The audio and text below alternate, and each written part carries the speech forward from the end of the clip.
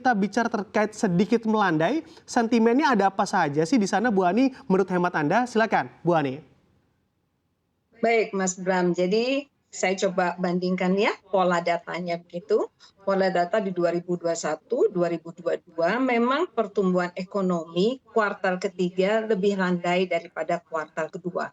Bahkan data menunjukkan polanya di kuartal 4 itu akan lebih melandai lagi dibandingkan kuartal ketiganya. Jadi ini sebetulnya memberi kita perakiraan untuk kita antisipasi, terutama nanti di kuartal keempat, karena kuartal 3 kan sudah terjadi ya, kuartal keempat, sehingga nanti at the end of tahun 2023 ini pertumbuhan ekonominya bisa tetap di angka 5,1% perhitungan Kementerian Keuangan ya, dan itu masih mendekati angka di dalam APBN di 5,3%. Jadi Mas, kalau kita lihat memang polanya demikian. Kenapa polanya demikian? Sebetulnya kalau kita bicara tahun ini ada dua, faktor domestik dan faktor luar negeri, ekonomi global dan domestiknya. Jadi ada internal factor dan external factor. Jadi polanya, kenapa polanya demikian di kuartal ketiga biasanya lebih landai daripada kuartal kedua, walaupun year on year-nya kita masih berharap di atas 5% ya, tapi Q3 kepada Q2 biasanya lebih rendah begitu data pola yang tahun-tahun sebelumnya. Faktor utamanya memang pertama kita tahu bahwa Q2 itu kita punya event besar hari raya. Ada hari raya, ada puasa, hari raya Idul Fitri, ada Idul Adha. Biasanya puasa itu demand kita itu biasanya malah tinggi loh itu karena antisipasi untuk nanti hari raya Idul Fitri dan lain sebagainya. Jadi ada faktor hari raya dan kemudian libur panjang anak-anak sekolah. Itu pasti. Polanya seperti itu. Jadi kalau hari rayanya pindah, kan hari raya itu selalu pindah-pindah. Biasanya itu polanya juga akan mencoba mengikuti situasi seperti itu. Kemudian yang kedua dari domestik ya, saya melihatnya dulu. Saya agak sebetulnya memberi catatan tebal untuk hal ini. Ada tanda-tanda pelemahan demand. Pelemahan demand bukan karena tadi faktor hari raya, hari libur panjang, bukan karena faktor lain, karena faktor pengaruh income. Satu, karena ada inflasi, Mas. Kemarin BPS kan baru saja rilis inflasi.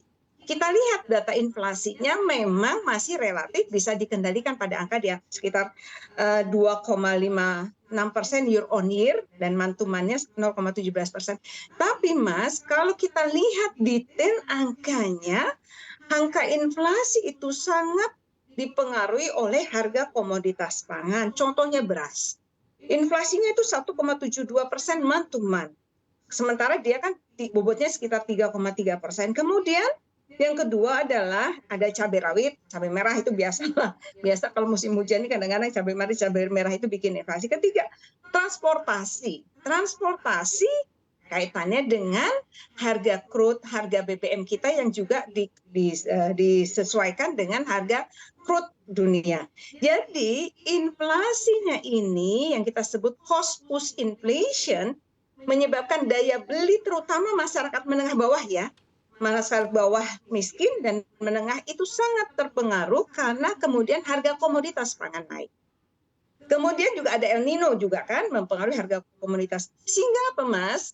Masyarakat miskin dan bawah itu konsumsinya itu dari income-nya untuk konsumsi pangan itu antara 60 sampai 63% dari income-nya untuk konsumsi pangan. Nah, kalau inflasinya menghit pangan, pasti itu persentasenya akan harus naik. Sehingga terjadi penurunan dari daya beli demand-nya. Jadi demand yang pelemahan demand bukan karena faktor hari raya dan libur panjang, ini yang harus kita cermati karena ini kaitannya dengan daya beli di masyarakat bawah dan masyarakat miskin. Di masyarakat menengah nanti kalau kita bahas juga nih Mas, kan data OJK dan PIS juga sudah menunjukkan bahwa di masyarakat menengah itu kan juga konsumsi untuk pangannya dari income, proporsi income-nya itu juga di atas 50%. Kemudian terjadi kemarin kenaikan bunga kan, BI mengumumkan kenaikan bunga acuannya. Implikasinya adalah akan mempengaruhi di dalam suku bunga kredit.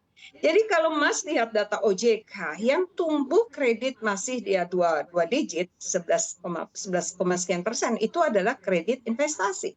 Konsumsi mobil, rumah itu mulai turun. Kenapa? Karena golongan menengah income nominalnya kan kena inflasi ya, jadi income realnya turun, sehingga pengaruhnya adalah daya belinya, sementara dia harus mencicil.